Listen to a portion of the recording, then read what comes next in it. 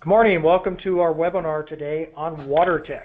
This is Roger Royse. I'm the founder of the Royse Law Firm. This is part of our technology webinar series, and today we're going to talk about Watertech. If you've been with us this spring, you've heard us talk about fintech, artificial intelligence, robotics, AR, VR, and numerous other topics. Today is the last of our technology series this spring. We'll pick it back up again late summer or early fall, and we're ending with a bang on a very big topic of Watertech. Watertech is a major area of focus for startups in certain regions, and it's gaining significant traction here in Silicon Valley. We have an expert panel gathered together here to talk about cutting-edge water technology. I want to remind everybody that this webinar is being recorded, so if you'd like to see the materials or play it back or listen to it at another time, you'll find it posted by the end of the day on Royse University's webinar page. It'll also be on the Royse Law YouTube site, and the audio will be available for download as a podcast in the iTunes store. So with that, we have 4 speakers today from a wide variety of backgrounds to talk about various aspects of water technology. Briefly, I will let you know who they are, and then I will let them take it away in our usual fashion. Manu Pillai is the founder of WaterBit. It's a sensing system for precision agriculture. It's right here in Silicon Valley, and Manu will tell you more about it. They're basically making a high granularity 4D metrics for precision agriculture, getting significant traction here in the Valley and a lot of buzz. Steve Jordan is the president and CEO of Paqet Systems Corporation, again here in the San Francisco Bay Area. And Steve has 30 years experience developing new products and growing new businesses. He's been in operating roles not only at Paqet but also at Fairchild Semiconductor, several other organizations, and has been a strategy consultant with McKinsey & Company. David Rummler is a strategic advisor of clean technology disruptive business modeling, and he's currently doing strategy development with Clean Tech Strategy. He's associated with the Clean Tech Open, which I'm sure you are all familiar with, and again located here in the Bay Area, and we'll be talking about some of the strategic initiatives around Watertech. Whitney Muse, Sector Manager of Agriculture at Village Capital. She's previously been with Chess Ag Capital Partners and some other agricultural related organizations. So with that, what we will do is our presenters will go ahead and give a little description of who they are and how they come to the area. If you have questions, you'll notice on the right hand side of your screen there is our dialog box. Says questions. Go ahead and type your question in. We'll gather those and save those for the Q&A portion of our presentations today. And hopefully we have a large audience today, so hopefully we'll get to as many questions as we can. If not, I will forward those on to the speakers and they can follow up directly. So with that, Manu, could you tell us a little bit about who you are and a little bit about WaterBit? Sure, thanks, Roger. I really appreciate the opportunity and also the interest from the amazing audience. That's the audience count that I'm seeing out there. So a little bit about me. I grew up in the bush in northwestern Nigeria in what is called the Sahel part of the climate zone. Pretty dry and with a monsoon and south season, and a very kind of a sandy, rocky type of soil type as well. Ended up going and bumming around, ended up in Silicon Valley, built all the usual stuff, servers, cameras, portable systems, network systems, high performance gear, and the usual things. And then some time ago, a friend of mine sent me a check and said, go solve a problem worth solving. And that really stumped me. So I went back and I said, you know, what is it that really is a seminal thing to go solve? And we went back and forth on that. Obviously, my friend is now one of our investors in the company, and we narrowed down on water. So water is a very interesting thing. We have a limited supply of this on the planet. We have an increasing population. We have decreasing groundwater supplies, and we have a minimum, an increasingly small amount of available, high-quality, usable water. So that's really got us started in that. And within the application areas or the use areas of water, there's the environmental thing, which is pretty much make sure you flush the rivers down so they don't over-contaminate, and keep the salt out of the deltas. This is a global issue, whether you're in Vietnam or India or in the Sacramento area. And then it's also the other area for, of course, industrial, consumer, commercial landscaping, and so many other things. As we went down through that, there's the mantra that we all use is, reduce, reuse, and recycle. Our goal with WaterBit has been to help with the first element, the reduction in use. Within that, we focused on agriculture. So today, WaterBit is a multi-layered technology company that starts from the basic physics of sensing, for which, by the way, just today we were notified of a National Science Foundation grant award, Roger. This is great news for us. We got the grant. And as we've gone through this, we identified the multiple layers of sensing, signal processing, data transmission, and so on and so forth. But essentially what we ended up with was, in order to improve agriculture,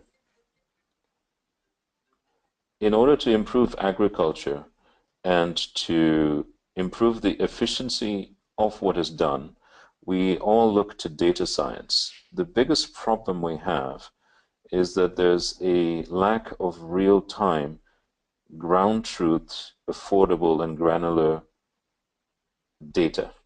Remote sensing data is interesting. It gives a lot of qualitative information, but the farmers that we work with do not use remote sensing information for quantitative analysis, at least not yet. So this is the area that we focused on, and we have now built out a company, got some traction going. We have a bunch of customers waiting for us to get on with it and get sensing systems out to them. This, in a nutshell, is what we do. We are a full-stack engineering company. We solve the problem of water, focused on water use, and I welcome any questions related to how we can help reduce the use of water in agriculture. Okay, thanks very much, Manu. We'll be circling back to you on some specifics about using big data to reduce water use. So, Steve, we're going to go ahead and hand the screen over to you now, because I know you've got a few slides that you want to run through. So let us know when you have it and you're ready to go. Morning to most of you. My name is Steve Jordan. I'm the CEO and co-founder of Paqet Systems. We started as an Internet of Things focused company, and at some point decided we needed to find some particular, big problems to solve, and we also chose water, similar to WaterBit. In particular, we're trying to apply Internet of Things technology to water infrastructure. So it turns out that that the water infrastructure in most of the Western world is aging. A lot of it was built in the golden years, I would say, from the 30s to the 50s, when interest rates were ultra low, and it's aging out now. People estimate that $20 or more billion is required to upgrade the infrastructure, but they only spend about $10 billion currently. So their money isn't really there to spend what people think is needed. And the aging infrastructure basically tends to leak or cause contamination. These leaks don't heal themselves. They get worse over time. So what we've concluded is we can help utilities find them. Most of the leaks are discovered by the public. The technology is somebody sees water bubbling up and calls it in and says, hey, I see a whole bunch of water. So that's not really state of the art. And the losses are significant. 10% in California. Compare that to, we have a 20% savings mandate. So, half the water leaks out that we could have saved and not imposed upon the users quite as much. The leaks are more significant in the rest of the U.S. and in Europe, where the infrastructure is older and basically getting stale. So the technology used in Internet of Things can really help here. The sensor technology exists. What's new is having low-cost IoT technology that you can deploy, and our vision is we can deploy it on existing infrastructure rather than requiring a whole new investment in infrastructure. Just looking at, I think I mentioned earlier that in the U.S. maybe $10 billion is spent on basically capital equipment in the water utility space. There's about 330,000 broken pipelines per year. So there's a savings that if you could predict where a break was going to happen, and really what you're doing is you're detecting a low-level leak before it becomes a big leak. So they start small and they grow generally due to corrosion in particular. The only kind of leak that starts big would be like from an earthquake or land movement of some sort. But in any case, if you can identify these leaks before they become big and cause damage, the cost per repair runs from $5,000 to $100,000, $100,000 being if you damage a lot of infrastructure like a road or a house or other things, and that's what happens in the water business when you have a leak. Somebody reports it, and by then it could have caused a lot of damage. So it turns out that if you can deploy this infrastructure, you can get a 50 to 75% return on that investment, and you can basically predict which pipelines to replace. So the other problem that you can see is that the industry can only afford, they can't afford to replace all their pipelines. That's the 40 billion number is replace everything. So they have to be able to pick and choose what to replace. And so by using technology, we can help identify where the likely targets are to replace. Just some sort of background on leak detection. The old way to do it was you had people listen to pipelines with probes and put it up to their ear. So not really high tech. The best practice today is to do a survey every couple of years. So in addition to replacing your old pipelines, but so right now people will go out and hire a consultant and try to run through their most likely failure points and try to identify where to go. But we think the real solution is a permanent leak detection system that is inline metering. And the idea is to catch leaks as they emerge rather than as they cause damage. So there's a lot of technology that's been developed to help provide people to go look for leaks. This is half Japanese because this is what's done in Japan. But they send people out with electronic detection to identify leaks. What we're talking about doing is deploy a leak sensor module on existing infrastructure, which is the picture on the bottom right, either a valve, that's a water valve in the street, or a hydrant, because a hydrant is connected to the pipeline. And then channel that data through a wireless mesh network and into a leak monitoring cloud, and that gives us the ability to help the water utility identify and predict leaks. So I will stop there and see if I can return control to Roger. Okay, well, thanks very much, Steve. Appreciate hearing about all the things you're doing. Those are amazing numbers. Who would have thought we have 10% loss? So with that, David Rummler, Strategic Advisor on Clean Technology Disruptive Business Modeling. We're going to go ahead and hand the screen over to you. And you can start anytime. Thank you, Roger, for the introduction. This is David Rummler. I just would like to piggyback off of what Manu said about reduce, reuse, and recycle. Basically, what I focus on, I was most recently teaching entrepreneurship at Stanford, as well as working with new ventures, both in the energy area and environment area. In the environment area, I've got 3 new ventures. One is in agriculture, full harvest, and Roger knows about that. And the other is, the other 2 are in real-time monitoring and measurement of water. When you reuse and reuse and recycle water, you need to know that it's clean. If it's got a problem, you need to know what that is. So the first area the first venture that I'd like to discuss is real-time water contaminant monitoring. So the problem is that you can't wait days, hours, weeks for a lab result. When you have, for example, a batch of pharmaceutical product being manufactured, and you get arsenic in that batch, you want to know right away, because you're going to lose thousands of dollars, if not more, of product that you have to throw away. Or if you've got hydrocarbons leaking down at the wellhead, like British Petroleum had in the Gulf of Mexico, that cost them millions and billions of dollars because they had no way of knowing that they were leaking hydrocarbons down at the wellhead. And the current instruments are complicated, they don't work, and they need to operate in a harsh environment, like down in the Gulf of Mexico or down in a fracking site. Next slide. So the solution is using nuclear magnetic resonance technology, which was developed at the Lawrence Livermore Laboratory in Northern California, not far from Silicon Valley.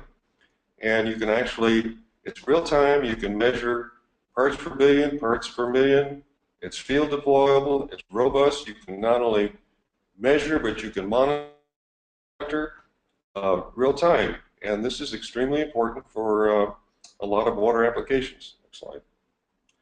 So what we've been doing with these ventures is focusing on how to build a disruptive business model. So that's a model of models: the market model, development model, value structure model, cost, resource, pricing, and revenue.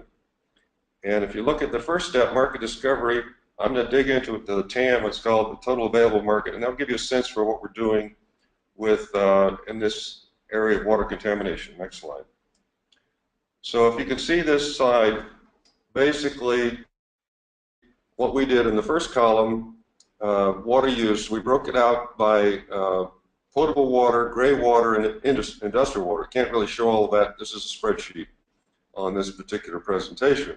And then we had industries and markets, and then we had size, and you can see over on the red, those are things that we can't monitor. So we went through this whole exercise of identifying the total available markets and the subset of that which we can address with the technology. Next slide. The other venture that I've been working with is still in Stanford, and it's real-time pathogen monitoring, and they use microfluidics, which is a fascinating technology using a silicon nanoscale technology that, using ultraviolet light, they can actually tell whether it's E. coli or one of a couple of dozen different pathogens. And why is that important? Well, for example, in agriculture, if you're processing, say, fresh vegetables, and the wash comes out with E. coli on it, you want to know right away. You want to wait hours or weeks to get a lab result. So real-time monitoring is extremely important in this application as well. So, and again, these need to be real-time, field deployable, etc. And it doesn't matter, you know, there's a bunch of applications for this too. Another one is, for example, most of you probably heard of Legionnaire's disease. When it gets into your ventilation ducts, you want to monitor that, and you want to know when you've got that problem, and you want to stop everything and clean the ducts. So, next slide. That's basically, thank you, that's basically just a couple of ventures that I'm working with that are really exciting in the water area, again, focused on reuse and recycle. Over to you, Roger. Okay, thanks very much, David. Whitney, I know you're there. Do you have a few things to say as well? Yeah, definitely. So, yeah, Roger, thank you for having me. I'm really excited to be here. I manage the water and agriculture practice at Village Capital. We're a group that supports and invests in startups solving major global challenges Water is obviously a huge component to that challenge. And what we've been doing for the past few years in this space is looking at the agriculture industry. We actually manage the longest running food and agriculture accelerator for programs in the country. And then we've also managed a 2-year program in water, and we also have some synergies in the energy sector and health as well. So I'm going to talk a little bit about, ag has been talked a lot about already with some of our colleagues, some of the panelists here. So I'm going to talk about some of the challenges and also some of the solutions that we've seen at this nexus. See? All right. Okay, so we all know the data points. About 70% of fresh water is used in agriculture, sometimes even more in some of the western states, up to 90%. There's also a lot of interest in this sector. Just this past year, over a quarter of all ag tech investments actually went to Watertech. But we're still seeing a lot of unmet challenges out there. Farmers are still having to deal with drought, flooding, managing volatile weather patterns. But we know that tech can solve a lot of these problems, so why are they persisting? Well, one of the things that we believe at Village Capital is that there are a lot of great ideas out there in the world. Those entrepreneurs actually typically lack access to good markets, but also the network that they really need to scale their business. So we work with entrepreneurs that have a lived experience with the challenge that they're trying to solve. We bring them together in cohorts around a specific challenge in that sector. And we also convene them in a place that has an in-depth knowledge with that challenge. What we found is that some other interventions around water tech do not have these types of components. They're not working with entrepreneurs that have a lived experience, and at times this develops really inefficient and ineffective solutions. I've talked to farmers before that have told me, I have a lot of fatigue with entrepreneurs coming to me telling me they have a new solution for my production system, but they actually don't have intimate knowledge of agricultural production. And instead of telling me how much water I used last year, maybe if I had more actionable information on how I can benefit my production system, that would be more helpful. So what we do at Village Capital is we look at all these ideas that are out there that do have relevant solutions to these challenges, and we try and think about how we can empower those innovators to build scalable solutions. So our model at Village Capital is more of a bottom-up approach to venture capital.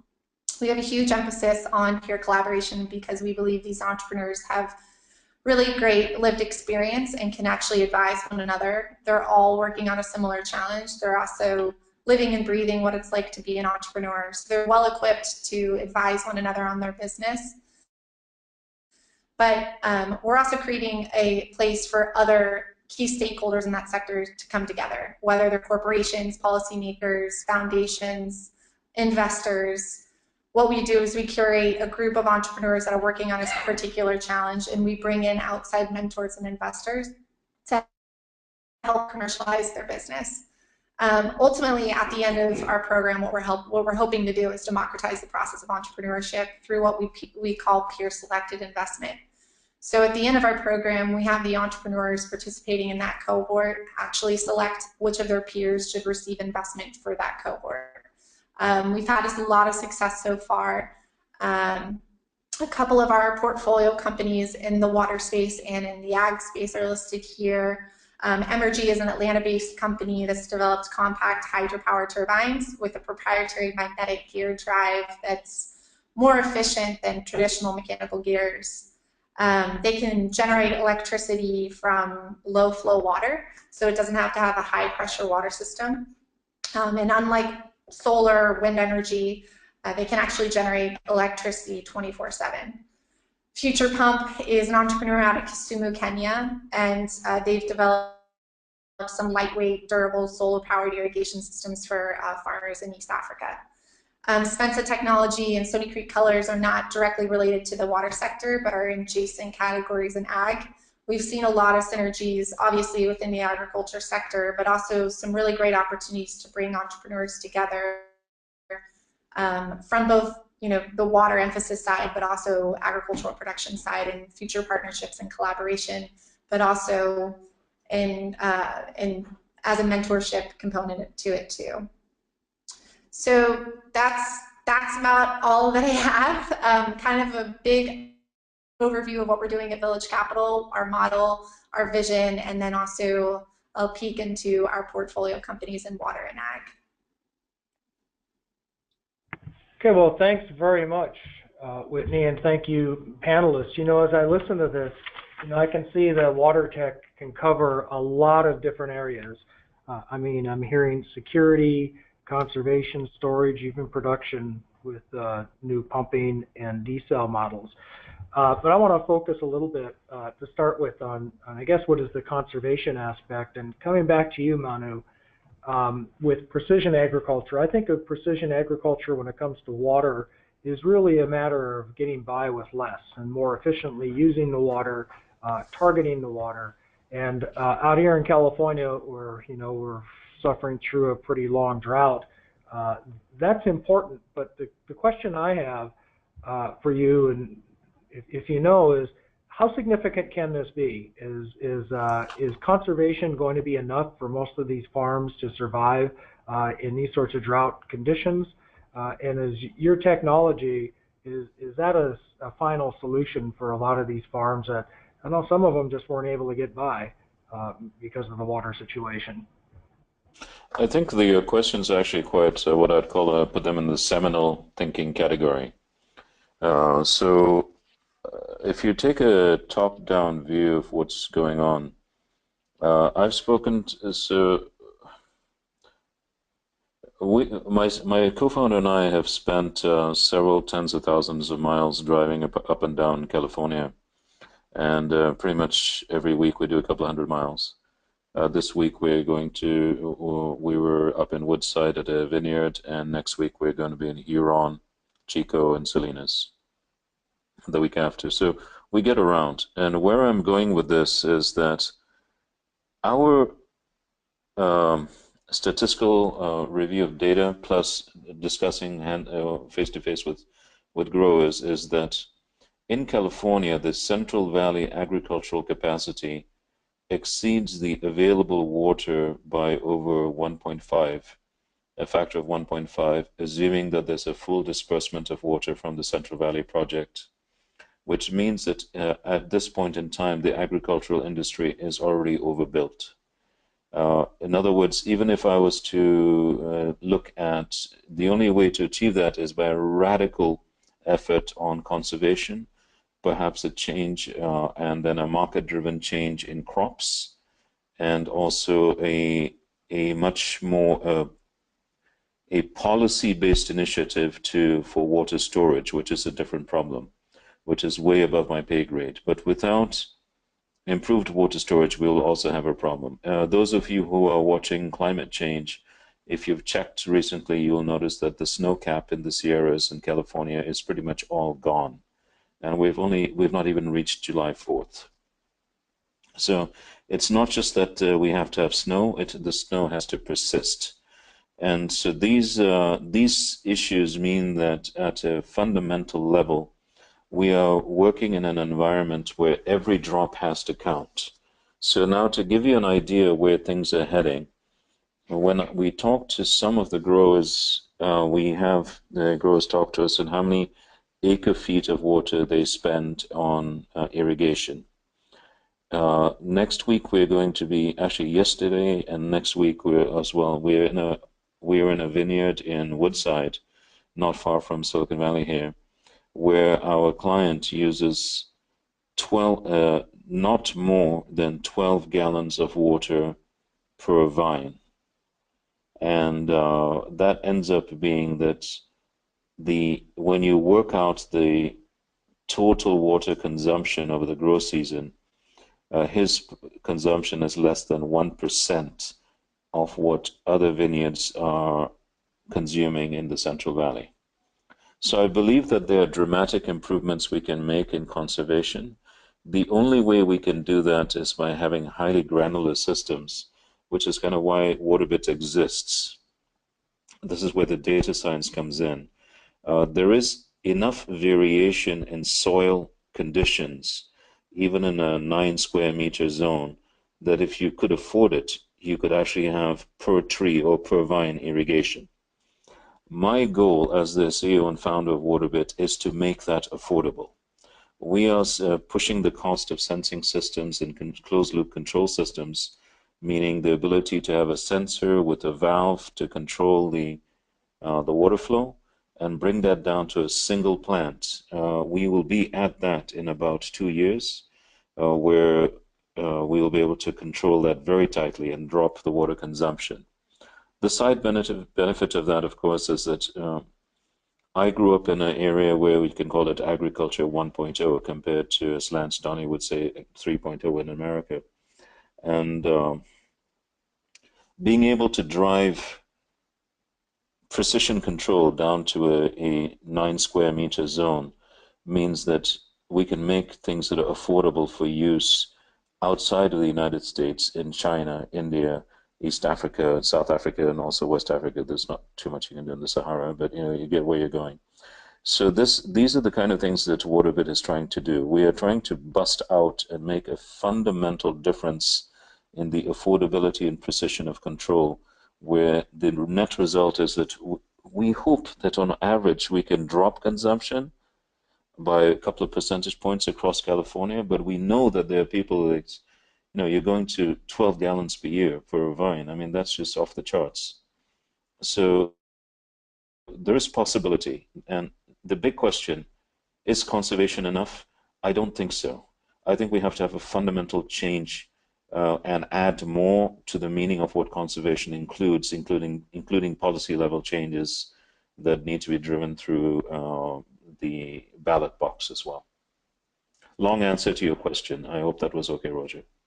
No, thank you. But before we leave conservation, Steve, I want to come back to you because you're doing sort of the same thing. Your technology is reducing, I guess, waste, and I was kind of surprised at the numbers on your charts there. So I guess my question is how significant an impact can technologies like yours have, especially in the agriculture? Because I heard from Whitney that 70% of the water we're using out here is to agricultural uses. So it seems to me that if we can reduce 10% of the waste, that's a pretty significant change. Can you comment on that, Steve? Well, sure. Particularly, I guess I can comment on the drinking water side. There's waste and leakage on the customer side of the meter also, which is addressed by other technologies. We're not focused on that because there is an industry already going after that. But that could be a few percent of customer leaks that occur. We think the big number is on the infrastructure side, primarily because the infrastructure is so old that yeah, it is surprising that it's California estimates 10%. It's worse in the Northeast because there's 100-year-old pipes, believe it or not, and then Europe is similar to that. A lot of stuff's 100 years old, and it's really hard to fix that. Now, on the agriculture side, I agree that the much more of the water. Now, it's not treated water, but it's not salty either. So that's it's the bulk of the water does go into ag, but and I'm sure there are leaks there. I think the focus is really, as Manu has described, on how to apply the right amount, because it's real easy to overwater, but I'm sure there's a leak component to this. But this is much cheaper water that's used in agriculture. So I think our focus will be on drinking water, where you've invested a lot to make the water clean, chlorinated. Hopefully all the infectants have been removed, although I'm intrigued by David's description of the real-time monitoring, because one thing we see is to go after looking for contaminants in the drinking water system also, but that's kind of, I would say, down the road. So conservation, if you can get 5%, you can save half of the 10% that's leaked. It goes a long ways toward achieving the state's conservation target. Yeah, I was going to talk about that, unless any other panelists want to weigh in on this as well. This is David Rummler. I'd like to weigh in on the broader topic of conservation. There's actually a group at Stanford, some of my colleagues here, who've got some technology and are prototyping it down in Southern California to basically capture stormwater runoff and recharge the aquifers. And that's a part of conservation too.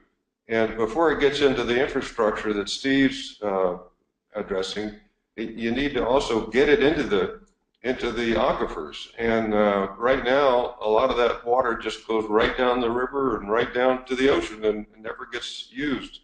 The big problem is that there's water all over the place, but it's not where it's needed. So I think that's an important part of conservation is stormwater runoff and recharging the aquifers. Right.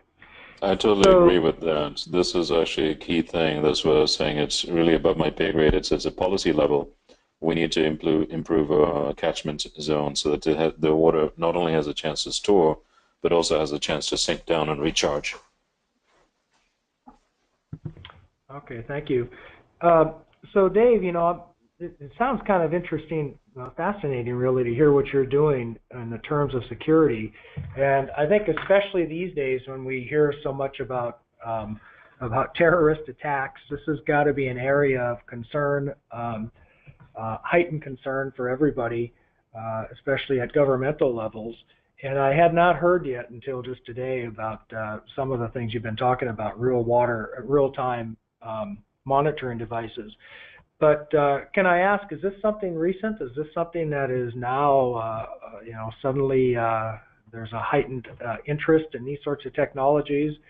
And you gave us two of them, one that detects contaminants, the other one that detects pathogens. What does that look like, that whole area? What's out there and what can we expect in terms of water security technologies? Well, this is David Rummler. I would say that there's not much out there in the way of solutions today, and the solutions are being developed and prototyped, and there's just a whole range of applications for both potable water, which is drinking water, gray water, and then industrial water. For example, if you get arsenic in a batch of water that's used for this is a little off topic, but for semiconductor manufacturing, you've got to throw out a huge dollar amount of product it's ruined it. And so real-time monitoring of contaminants and pathogens. I was just up in Chicago for the fresh produce big conference, and every one of the processors I talked to, the food processors, said they desperately need real-time pathogen monitoring. They're cleaning their vegetables and produce and fruits, and they don't have a clue that it's contaminated until days or weeks later. That's just unacceptable. Yeah, that does sound sort of amazing, and it's good to hear that you're working on technologies that are going to solve that problem. So, I heard somebody, I think it was you, Whitney, talk about desalination, and I'd like to circle back as, a few years ago when we talked about Watertech, that's what we talked about, and there are big projects all over California, and we all know that there's challenges with that. It's very expensive. As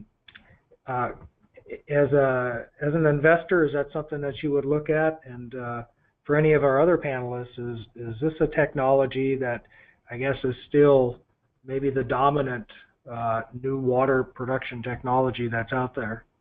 Any comments? Well, that's David Rummler. I would say that desalination technology is still pretty expensive, but the costs are coming down, and there's big infrastructure investments both in Northern California and Southern California, and it's a technology that's just going to take time to get to be as cost effective and competitive with other technologies for making water usable, especially seawater. How about filters?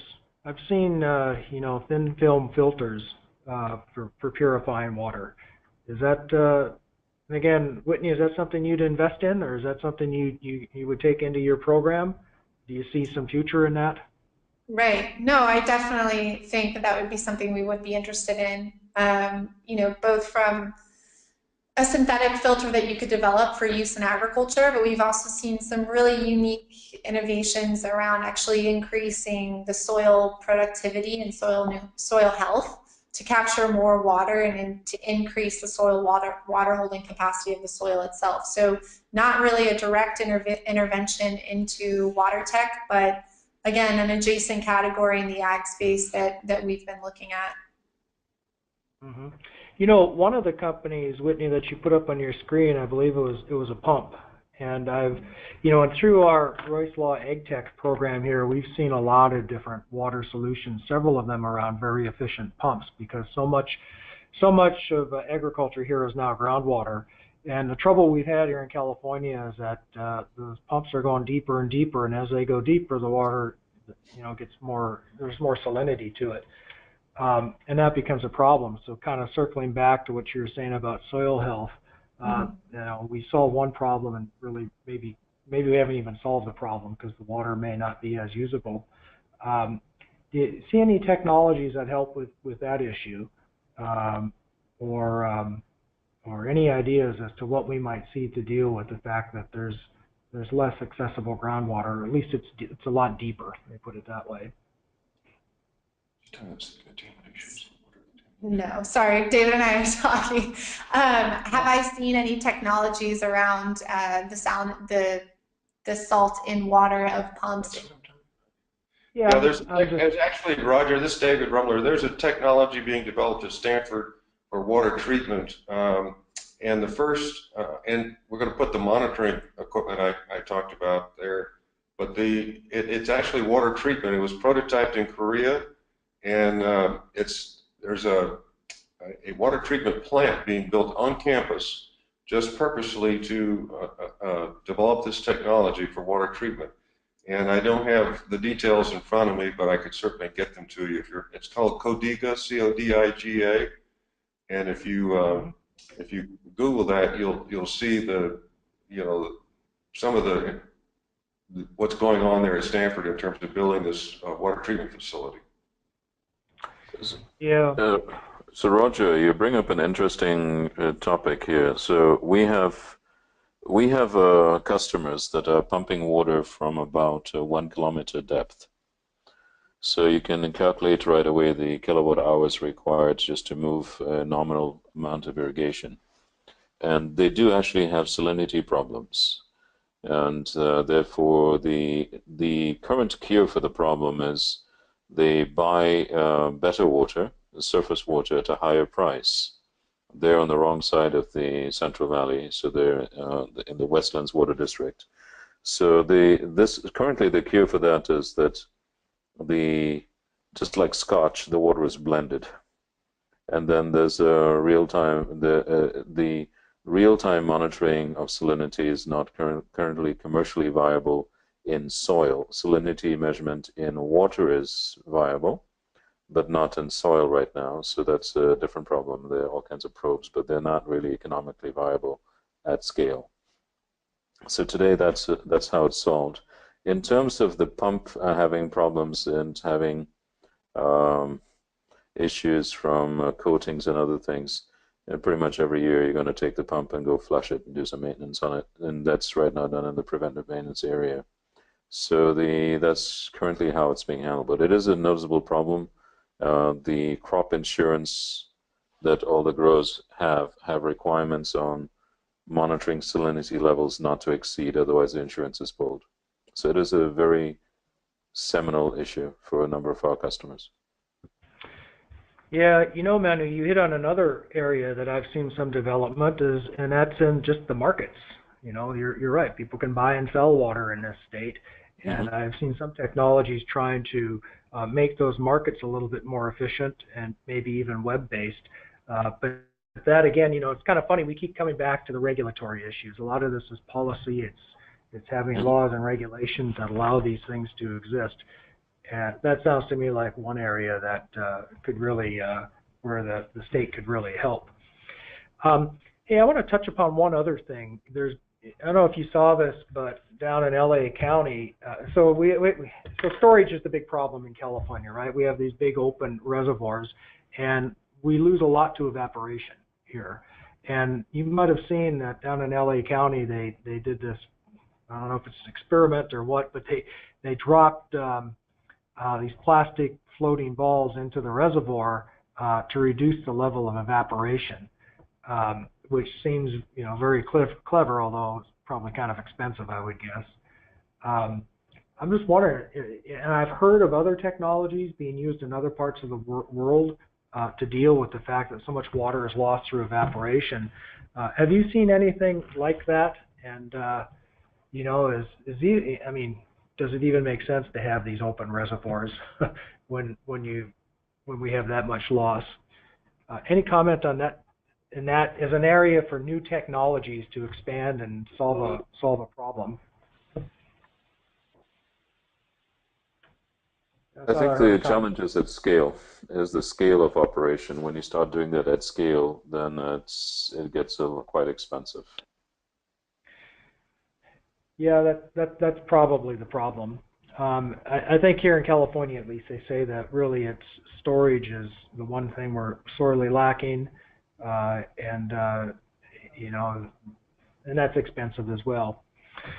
So let me turn to, I guess, two things that we always look for in these webinars, especially when we have entrepreneurs and people close to the investment and close to the technology, is if our audience tends to be mostly entrepreneurs wondering where the big opportunity is. And when we look at water, just from this discussion, you can see there are lots of problems to be solved. I mean, I've heard a lot of different places where there could be improvements in the system. But where would you advise a new entrepreneur or maybe even angel investor to put their efforts and their money and their focus in this area of water technology in terms of solving a big problem that has a big addressable market and can really be a big opportunity? Any comments from our panel on that?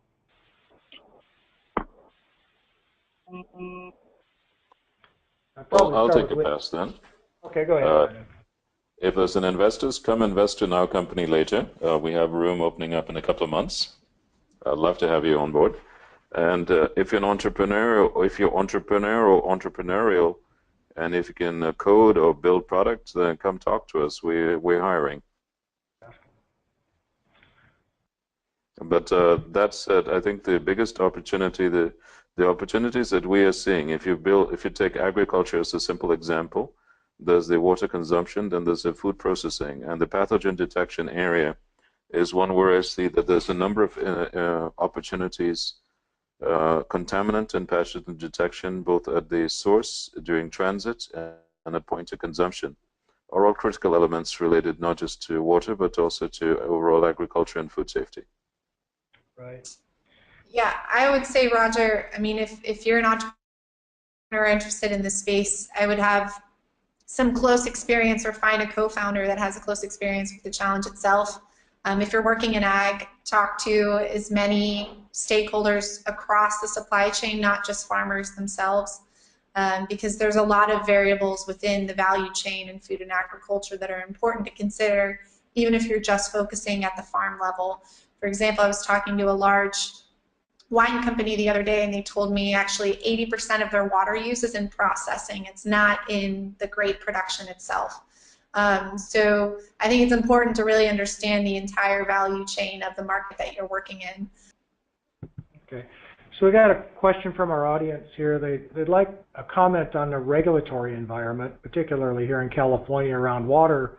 The comment is that the prospect of building any water tech company is extremely difficult just because it's so highly regulated.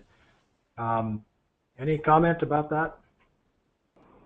Well, Rummler, I would say you want to come up with a solution that really gets around the regulatory environment and provides something that people can use right away, especially at the end user level or at the business level, the commercial level. it's a lot tougher to get changes at the utility level because, again, you're dealing with government policy and government regulations. So Okay. my view on regulations is interesting. Sometimes they're useful. So we have a technology strategy in our company. Our company operates from fundamental physics, as I said earlier, to electrical engineering, mechanical, all the way up the full stack. And so we have identified 2 or 3 pieces of key legislation that have come out of Sacramento recently that creates a significant vacuum in sensing and control systems that we're essentially taking advantage of.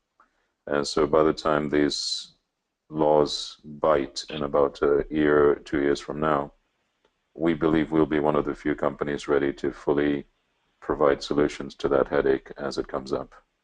So maybe regulation is not always the enemy, can be a friend.